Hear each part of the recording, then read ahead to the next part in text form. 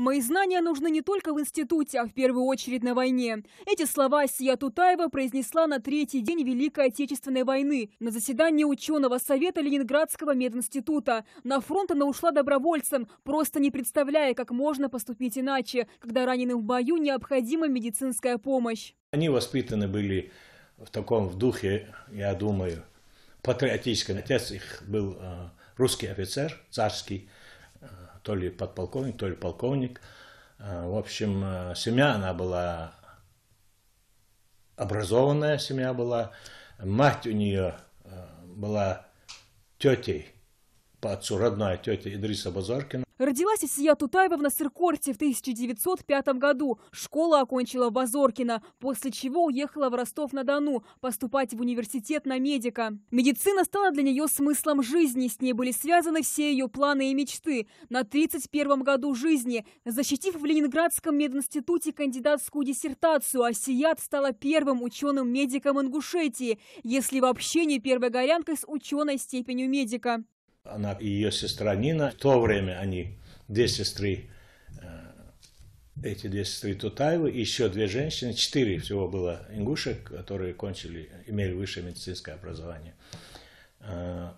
Она, я не помню, то ли полгода, то ли год, мне говорили, что она тут участковым врачом на Насыркорте она работала. Более 2 лет шла она дорогами войны. Военврач 2-го ранга, майор медслужбы Асия Тутаева спасла не одну жизнь во время битв под Ленинградом, на Воронежском и Первом Украинском фронтах. В октябре 1944 года, когда их госпиталь перебрасывали к новому месту назначения, грузовик, в котором ехала Асият, попал во вражескую засаду. Асият была контужена, а когда пришла в себя, ее уже поволокли на казнь.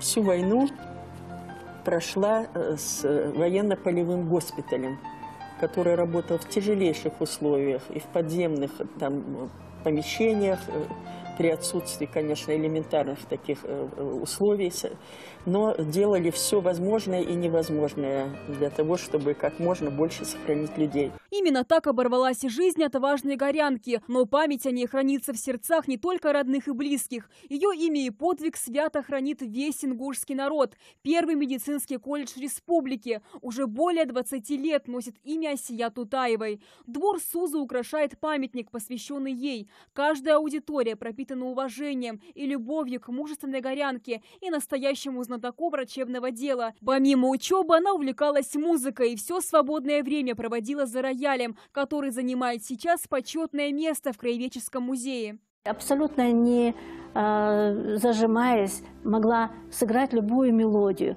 Она прекрасно играла на пианино, на рояле. Сегодня исполняется 115 лет со дня рождения легендарной горянки, смелой, отважной Асия Тутаевой, которая своим поступком показала, что горы воспитывают не только сильных духом джигитов. Амина Бокова, Новости 24.